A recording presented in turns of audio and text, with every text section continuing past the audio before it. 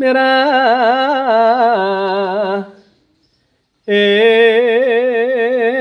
ingsun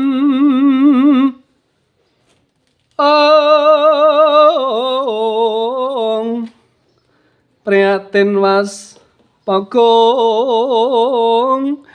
mijil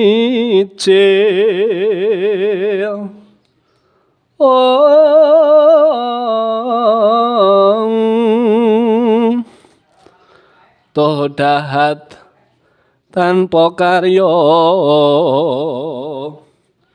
sekang ring menukang Gusti kelong reno sak sakaranya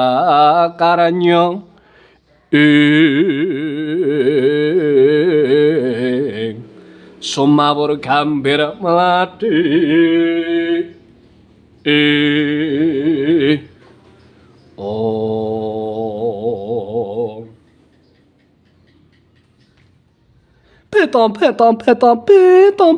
Petompet. Iki tawas madake kaya piswane yugetku kula Permati. Inggih Kanjeng Ibu. Keparenga kula ngaturaken kasugengan so ngaturaken sungkem katur jengandika Ibu pepundhen kula. Banget tampa kula ora puja-puji pangestune. Pun Ibu maradhyake gendi sira tampanana nggih Janaka Permati. Inggih dat kapundi saengga ndadosaken radaging kayowanan kula Kanjeng Ibu. Isa kula bisa nggih. Ana wigati apa kula bloko pala. Napasmu krenggosan keringetmu dleweran ketekmu rebut bujung. Ana parigawe apa? Rasane pun Ibu lho kepala ora kepenak temen nggih Permati Janaka. Ndadosaken kauningan Kanjeng Ibu. Ya sing kepiye kula? Segawit wontening pasewakan agung praja ngamarta menika boten wonten ingkang dipun rembag perkawis pasumpenanipun Koko Prabu Puntadewa ingkang nyumpenaken negara Ngamarta menika keblabakan banjare bandang tanpi sangkar ngendhangaken kalian para kadang Pandhawa lima-limanipun. Dereng sawetawis dangu Ibu nginipun sami ngawontenaken parapatan agung wonten ing Pendhapi Agung Praja Ngamarta kedadak wonten salah setunggiling jawata tumedhak saking Kahyangan Suralaya. Ana dewa nggih leres Ibu.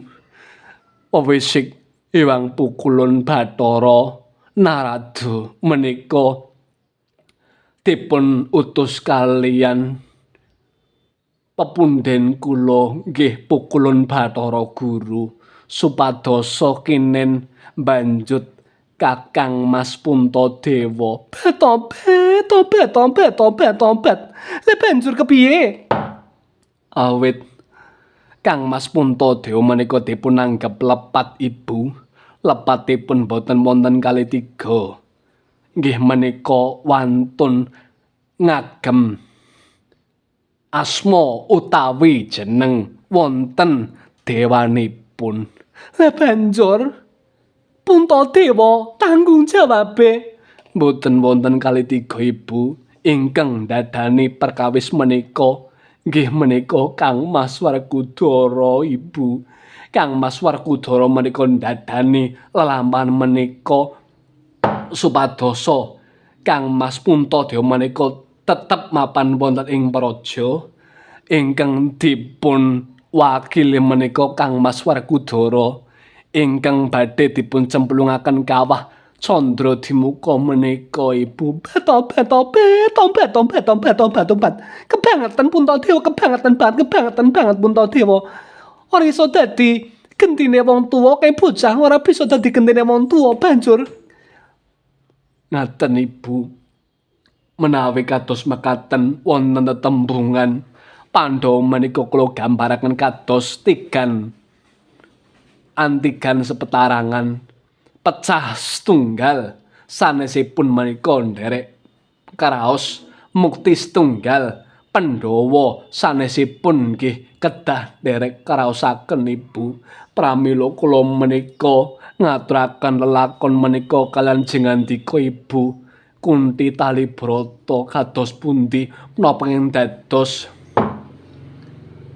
pangandikanipun panjenengan Ibu pepunden kula sing ora bener kuwi mau kangmasmu kula kangmasmu Puntadewa kok iso-isane anane lakon kaya ngene kok lho kok palamung meneng wae mendel wae kebangetan banget Puntadewa kebangetan banget ngerti adine sing minangka dadi ijoling utawa dadi wadaling keluputane dekne marang dewa pun ibu ora setuju nggih pun ibu ora saruju banget Puntadewa ora saruju banget den Puntadewa ki mau mung mangku tangan ae mandaning praja ngamarta kene inggih Ibu pramila kula menika ngaturaken napa ingkang dados lelakon menika dhateng panjenengan Ibu ing sekawit lelampahan menika sageta dipun luari penandhangipun para kadang Pandhawa 5 Ibu kula nggih mboten negakaken yen to kangmas kula kangmas Werkudara menika dipun banjut